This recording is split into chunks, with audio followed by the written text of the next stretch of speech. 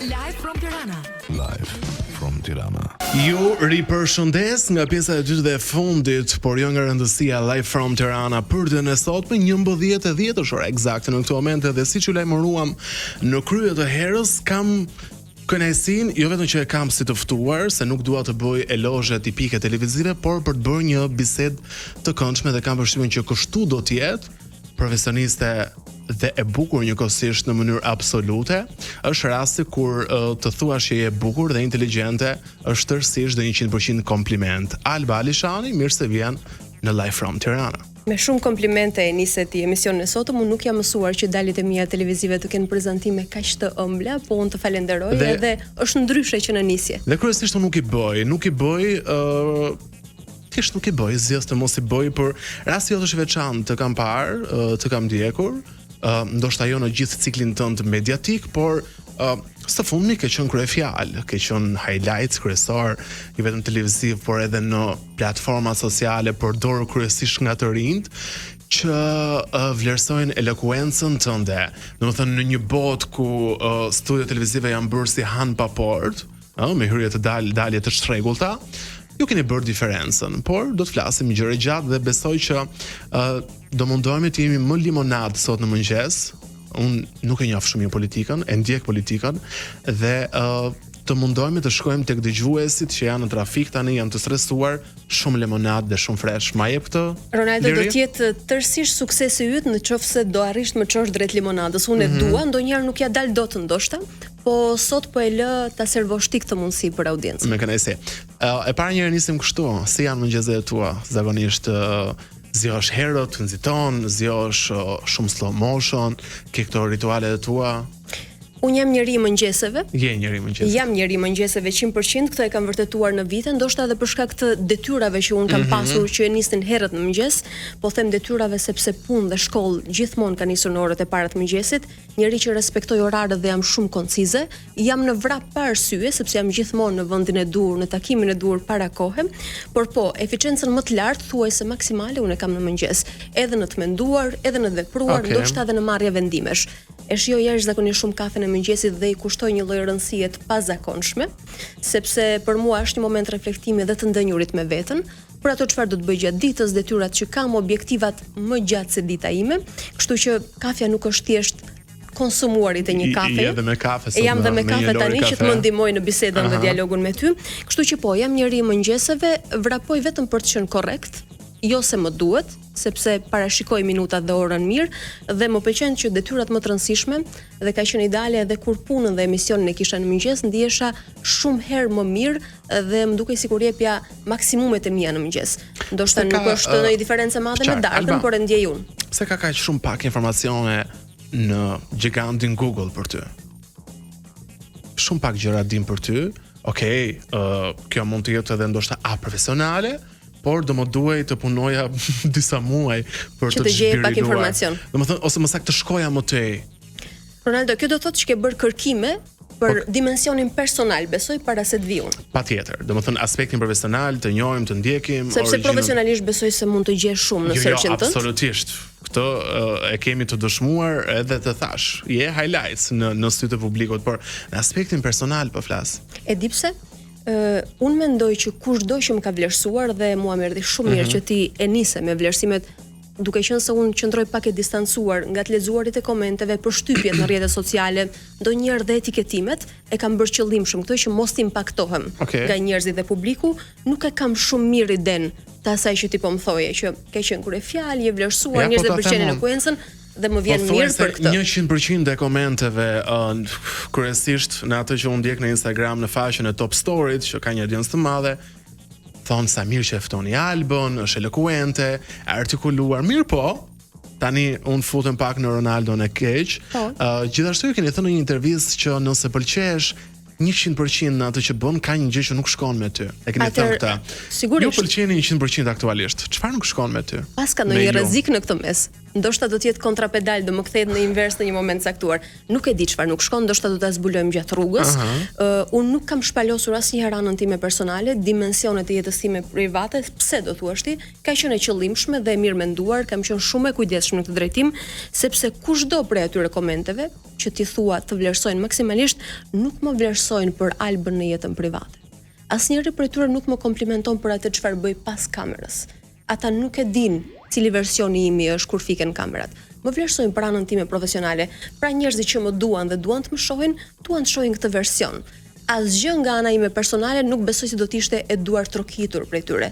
Ajo mbetet në marzhet e një kurioziteti njerëzor, që e kemi për çdo, që ndonjëherë e shohim në ekran, ndonjëherë na stimulon kuriozitet thjesht si njeri dhe mbaron aty. Mua nuk më pëlqen të ushqej kuriozitet. Mua më pëlqen të shërbej. Dhe besoj që derisa është korniza e shërbyerit, unë e kam bërë mirë dhe me ndershmëri. Aq sa kam mundur. Ju jeni e dashuruar? E dashuruar. Ja ku jemi tek ajo të kursyerit anës personale. Unë di të them që unë jam njeri i plotësuar. Pa përgjigje politike, ti lëm këto. Pa përgjigje diplomatike do më thuash. Politikisht korrekt, se nuk e përfundova deri në fund. Unë jam njeri i plotësuar, nuk kam asnjë mungesë në jetën time. Për një person konkret? Po ka momente që nuk rrej zemra? Po ne mund na rrej zemra edhe për të që shohim me inat. Po ma jep një përgjigje, unë dua të ma japësh një përgjigje në këtë aspekt. Unë kam preferuar që të jem konservatore në këtë drejtim dhe ta thash pse. Sepse njerëzit kanë vlerësuar këtë version timin. Nuk besoj se do jenë më dashamirës nëse mua më rrej zemra. Je dashuruar me një person. Po kam gul dhe kjo është natyra jote, po unë kam shumë dashuri si njeri dhe jap çdo ditë në përditshmërinë time. Është 90% e rasteve të përgjigjeve kur i ftuari nuk do të përgjigjë, thotë jam shumë i dashuruar me jetën, me unë ta thash paraprakisht.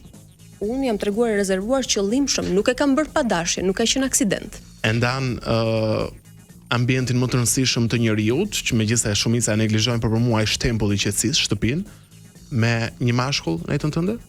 Jo, unë jetoj vetëm. Jeton vetëm? Unë jetoj vetëm. Madje prej vitesh. Pse? Kështu ka qenë jeta ime, në fakt kështu ka qenë dinamika e jetës. Un kam ardhur e vetëm në Tiranë, ti e di besoj informacionin që un kam ardhur nga Prizreni. Dhe jam detyruar, kam bërë studimet e larta universitare në 3 cikle. Si më lejo të ndërpres.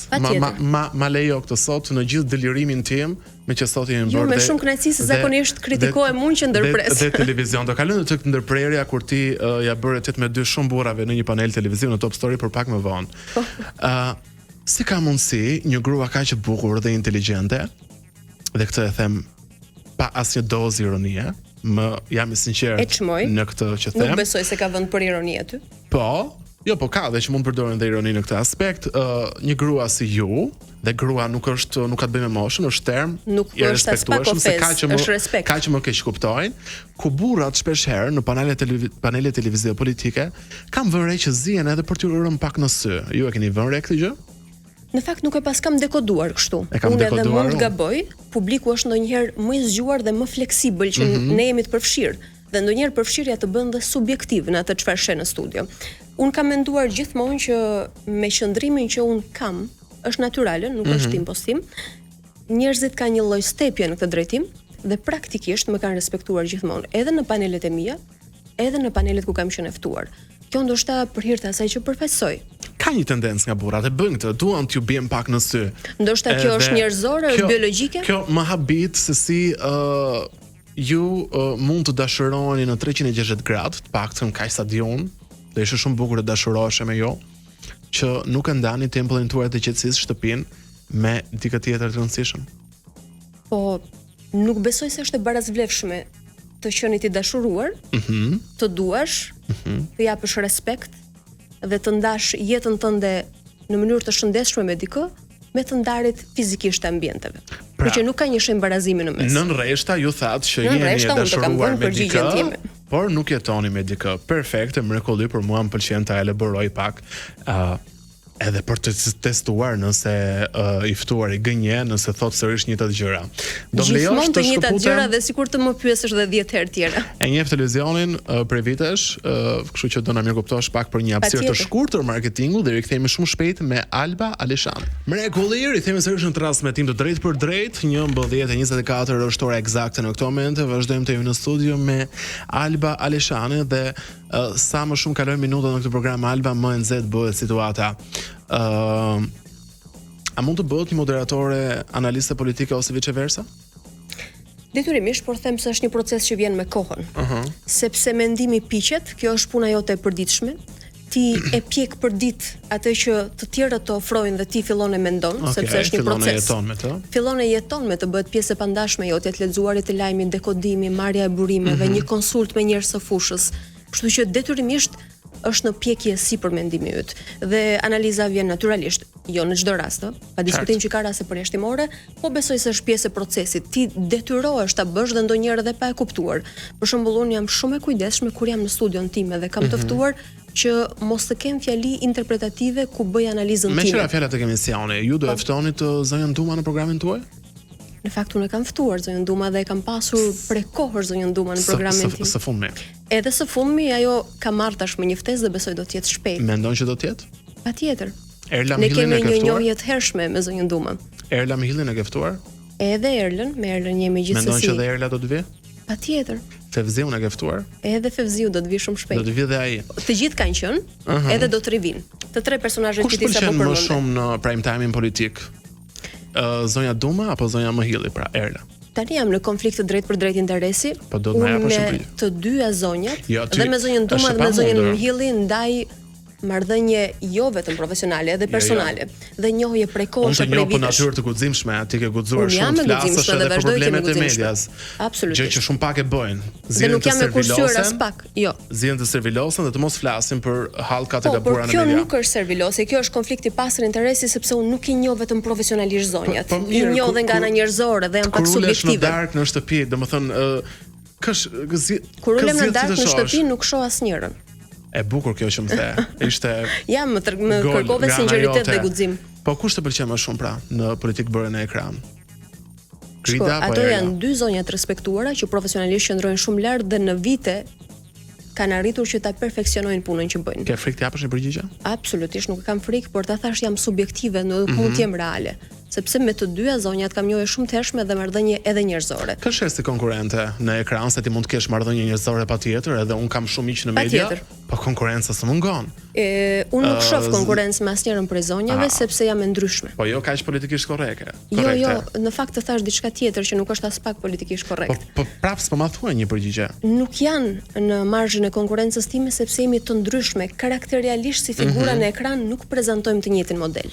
Po dhe kjo është një përgjigje për të shpëtuar pyetjes, se ti nuk më thua as kush të pëlqen më shumë. Po këtë mendoj. Dhe nuk po më thua se kë shes si konkurrente. Po nuk i kam konkurrente. E para ne nuk bëjmë emisione në të njëjtat darka. Nuk them që jam më e mirë, jam e ndryshme. Jo, unë jam e ndryshme. Nuk jam më e mirë, mund të jem dhe më e keqe, momentet caktuara mund të jem më pak e vlerësuar profesionalisht, por jam e ndryshme. E di që nuk ngatrohem dot momentet caktuara se mund t'i përngjasoj njërës apo tjetrës. Nuk kemi element përbashkët me asnjërin nga zonjat, profesionalisht gjithmonë. Nëse do e kishe shumë të nevojshme për të parë aktualitetin politik, dhe kjo është vetëm mënyrë, s'ke as Instagram, as YouTube, as gazeta, ke ose Top Story ose Erla Mihillin. Kë do zgjidhe ti? Tani Erla Mihilli fillon në një orë tjetër, fillon më herët, në orën 20, kështu që do ta nisja me Erlën dhe do ta vazhdoja me Gridën. Prapë edhe këtu politikisht korrekte. Këtu nuk ja dole. Nuk qen ke aq e guximshme sa mendoja. Jam shumë e guximshme, po jam korrekte dhe njerëzore mbi të gjitha. Unë do e thoja, po t'isha në vendin tonë, më pëlqen Grida se. Po prandaj jemi të ndryshëm ne të dy. Jo, po t'isha unë në vendin tonë. Jo se nuk jemi të guximshëm. Jo se nuk jemi guximshëm, po jemi korrekt dhe edhe kultivojmë disa marrëdhënie njerëzore. Ke menduar të bësh podcast si Grida? Jo, nuk kam menduar bëj podcast si asnjë. Pse? Kjo nuk ka të bëjë me njësinë krahasimore që ti përdore, sepse zonja Duma është nga të fundit që ka filluar të bëj podcast, sepse unë mendoj që ka një inflacion podcastesh. Sepse mjafton të marrësh një dhomë, 2 projektor, një kamera ose më minimale se kaq telefonin që ti përdor, smartin tënd të përditshëm, dhe podcasti është lehtësisht realizueshëm. Aksesi në YouTube është i lehtë për çdo, kështu që YouTube është bërë i aksesueshëm për gjithëkënd.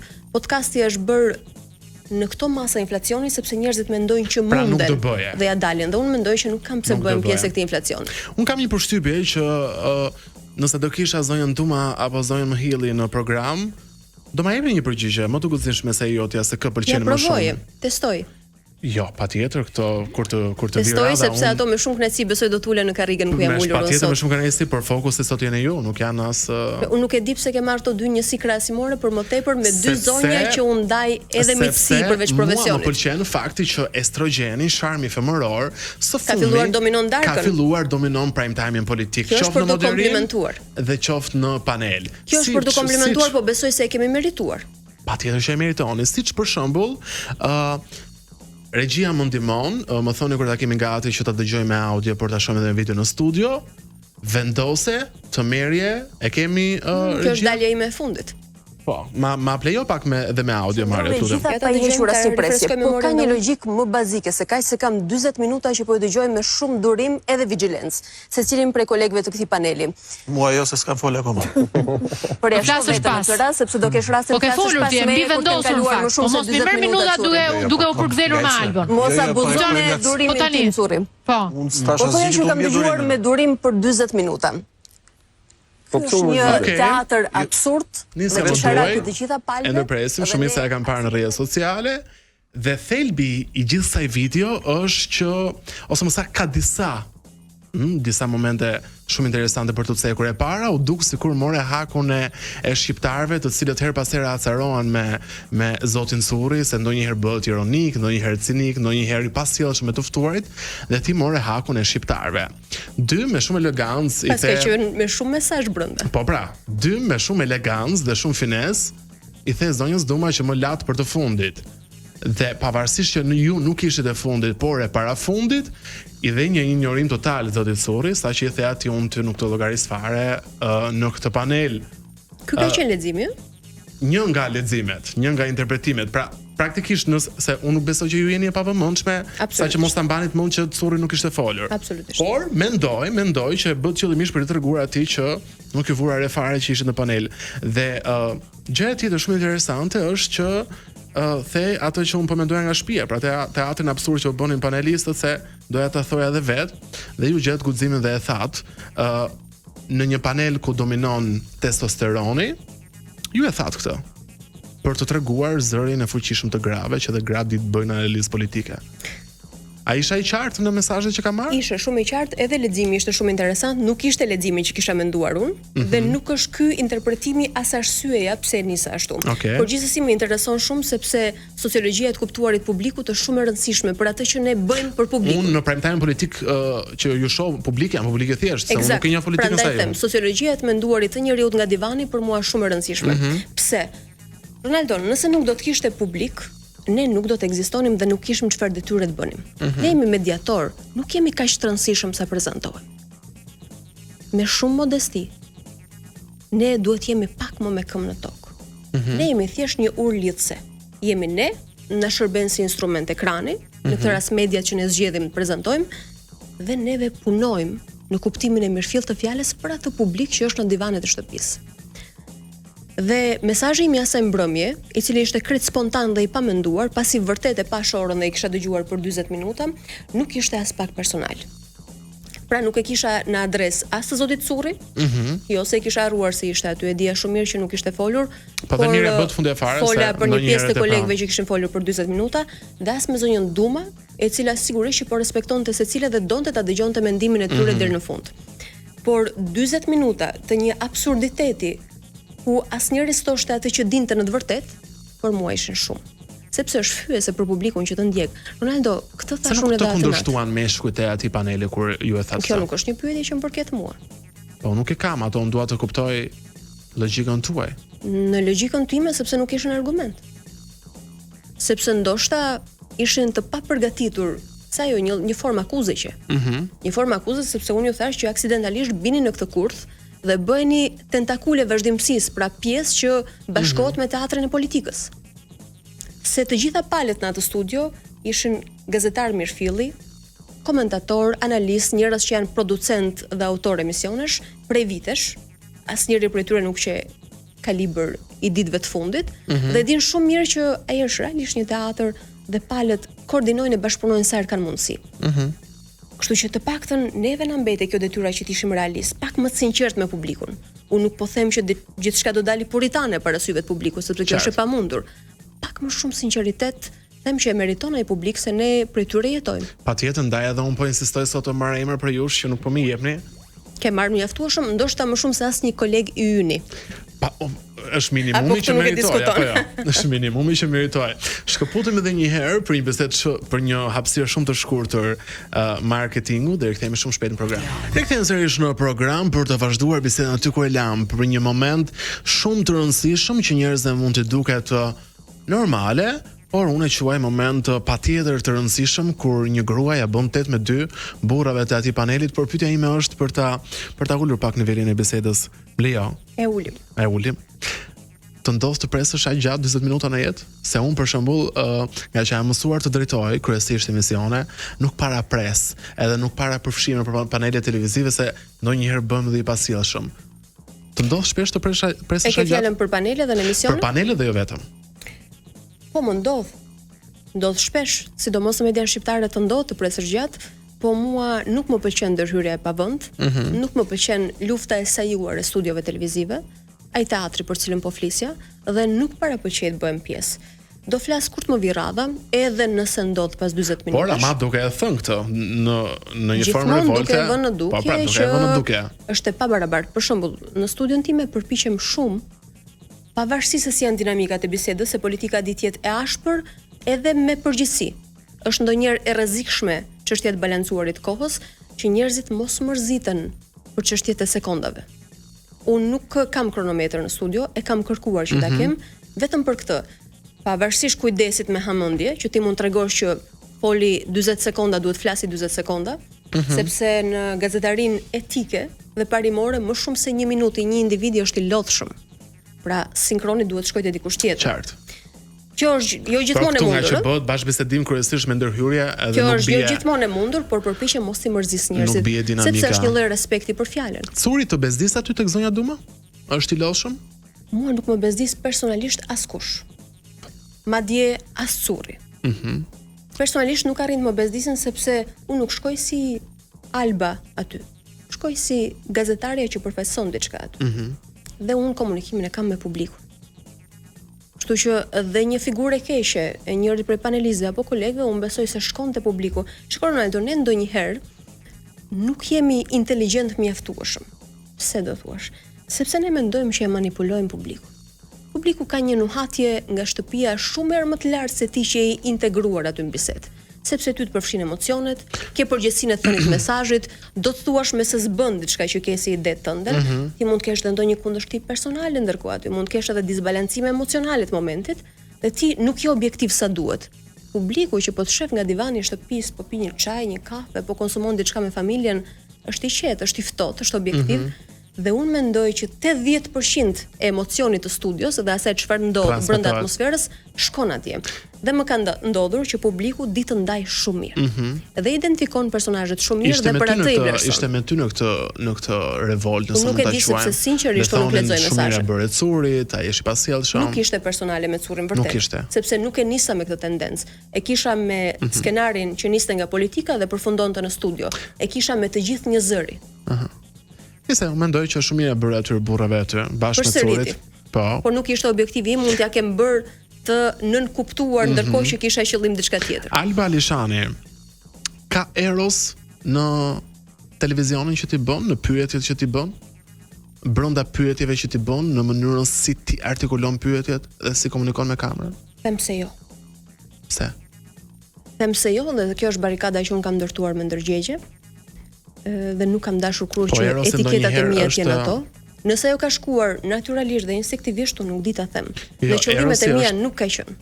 Është instinkt, vjen natyralisht, nuk e komandojmë, nuk e kuptoj qartë, sigurisht që e kuptoj, por kam përshtypje se ka një lloj autokontrolli njeriu për ta përçuar ose jo për aq sa mund. Se ka gjëra që janë pa kontrollueshme dhe instinktive në marrëdhënie ndërnjerëzore. Sa më takon mua dhe autokontrollit, jam munduar që të shkoj përtej kësaj dhe të reduktoj gjithçka që mund të jetë interpretueshme. Qartë. Mund të më thuash një emër shumë të mirë të një gruaje, jo gratë që drejtojnë emision politike, kuptoj, por si paneliste dhe opinioniste të aktualitetit politikës shqiptare, analiste, që e bën mirë këtë punë? Kë do të veçonit jo? Në rreshtin e analistëve, një grua që ti e fton dhe ta analizon mirë politikën. Shqipëria ka pak, por unë kujtoj një zonjë që është shumë të nderuar profesionalisht dhe njerëzisht, e cila nuk është më në mesin ton, ka qenë Edlira Gjoni, e cila është larguar jashtë Shqipërisë në momentet që ne flasim, dhe ajo është një kontribut dhe një aset i munguar në studio tonë. Unë kam pasur një kënaqësi të jashtëzakonshme kur kisha interaktivitet intelektual me Edlirën, sepse ka njerëz që intelektualisht të japen satisfaksion. Dhe Edlira futej në atë listë për mua dhe ishte nga të rrallat. Ndiheshe mirë kur kishe bashkëbisedim, kur kishe dialog, kur bëje një analizë, kemi komentuar ngjarje maratonike në kohë shumë të vështira tërmeti dhe pandemie bashk, edhe në suazat e politikë bërës, sepse ishte profesionalizuar në të drejtim, dhe të jep të kënaqësi edhe si bashkëbiseduese në studio, se ti e di, ka njerëz që nuk ta përçojnë këtë energji kur i ke përballë kështu si ti mua sot. Me atë ndodhte dhe mendoj që e përçonte edhe te publiku shumë mirë. Në këtë gjën e re që është hapur në media dhe mua vjen mirë pra gra që drejtojnë prime time politike dhe gra që bëjnë politik, ka më shumë mbështetje mes jush, solidaritet apo xhelozi? Xhelozia është një fenomen njerëzor. Instinktiv, natyral, ndodh, është aty ndonjëherë për njerëz të caktuar karaktere pak më delikate dhe të brishta që ekspozohen, është i pakontrollueshëm. Solidaritet nuk e di nëse ka. E shoh në momente të caktuar në raste shumë sporadike. Po ju më thatë që kishit marrëdhënie njerëzore, pra me dy emra të rëndësishëm. rëndësishëm. Sporadike, se nuk më le ta mbaroja fjalinë, me zonja të cilat unë kam pasur marrëdhënie njerëzore prej vitesh, nuk e kam sot.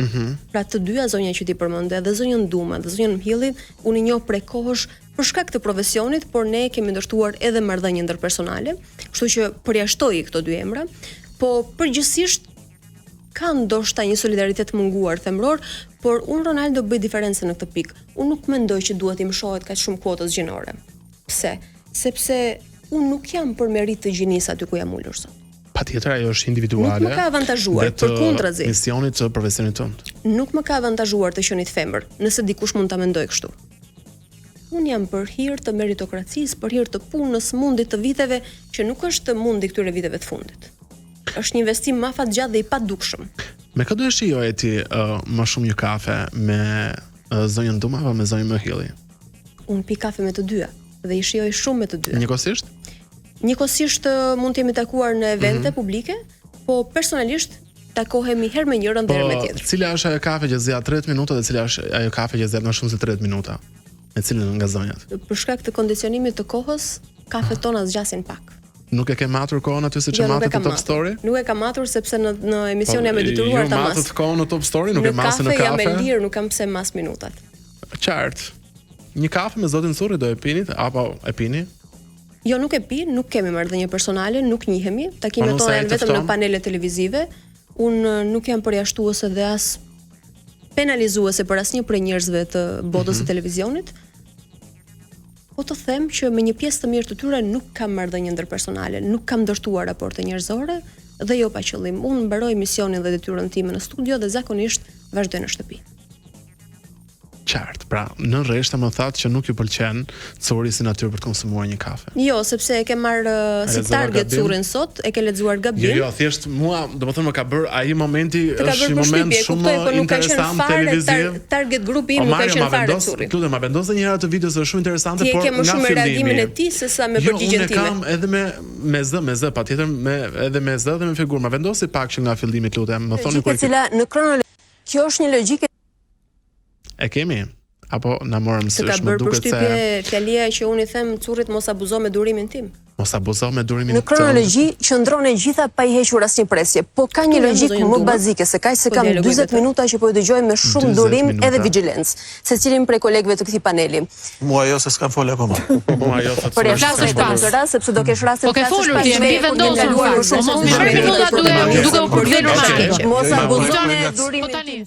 Madje thua do kesh rastin të flasësh pas meje. Po, pasi të kenë kaluar dhe 40 minuta të tjera, i them. Duket që ka një tension mes. Në fakt është vetëm batut dhe humori i momentit për ta tejkaluar atë, sepse doja që të kishte esenca ajo që thoja.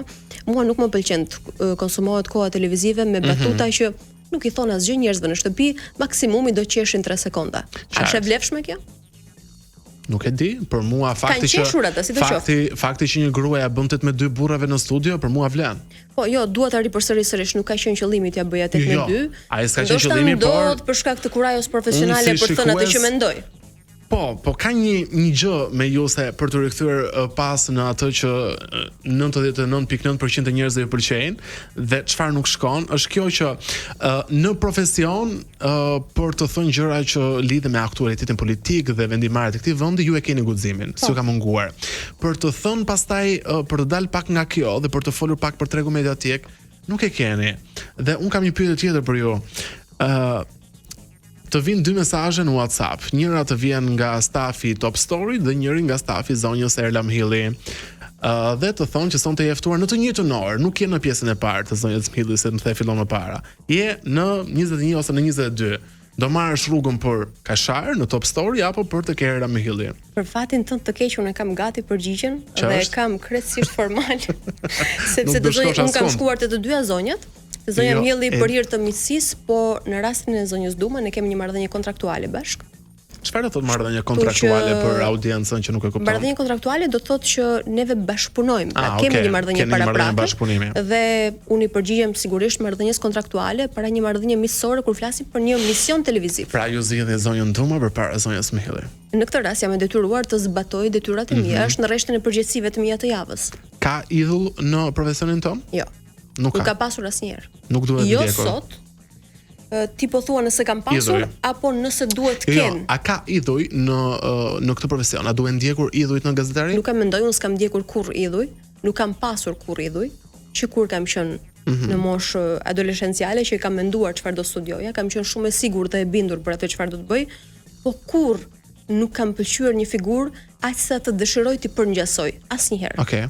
Përkundrazi dhe mendoj që kjo ndërton identitetin tënd, të ndërton karakterialisht si personazh për televizionin. Në qoftë se ti fillon dhe kur ende nuk je formuar profesionalisht, do t'i ngjash Ronaldos apo Albës, do të jesh i pavlefshëm profesionalisht, do të jesh gjysma e këtij, shëmbulltyra e tij, kopja e atij tjetrit. Nëse kryeministri i vendit zoti Rama si piktor të bën një ftesë për të bërë një portret, për të vizatuar, për të pikturuar, do e pranohet?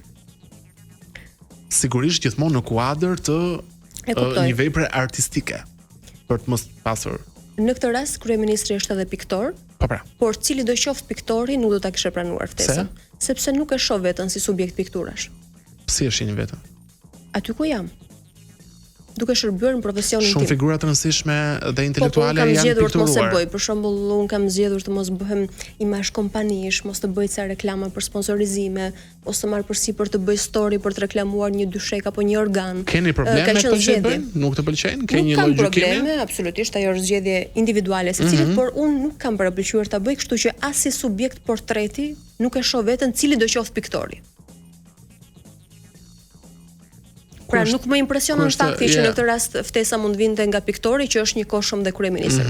As pak. Nuk do të impresiononte fare asë cila do qoftë oferta nga kushdo që të vi. Kategorikisht do i thonit jo. Absolutisht, pa më dyshim. Të pëlqen Top Media për të punuar?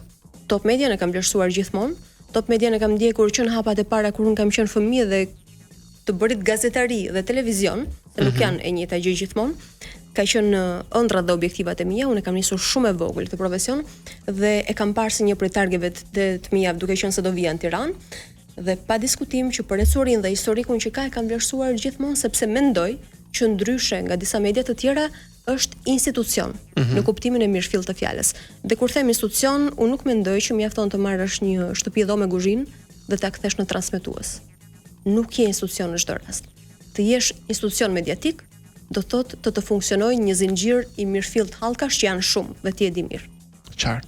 Të pyeta jo pa qëllim, unë ta thash edhe kur erdhe tu në korridorin e Top Radio që nga sot është një moment historik për ne, se pas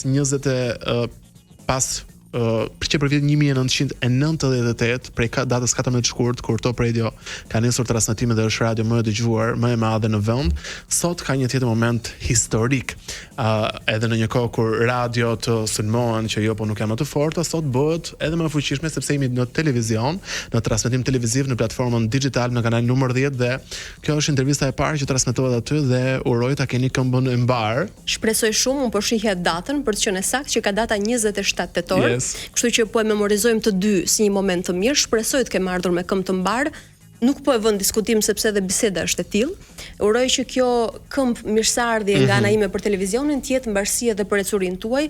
Top Albania Radio ka qenë gjithmonë nga më të dëgjuarat, frekuenca besoj e preferuar e një pjesë të mirë shqiptarëve, jo për emrin, por atë çfarë ka ofruar në makinat dhe shtëpitë tona.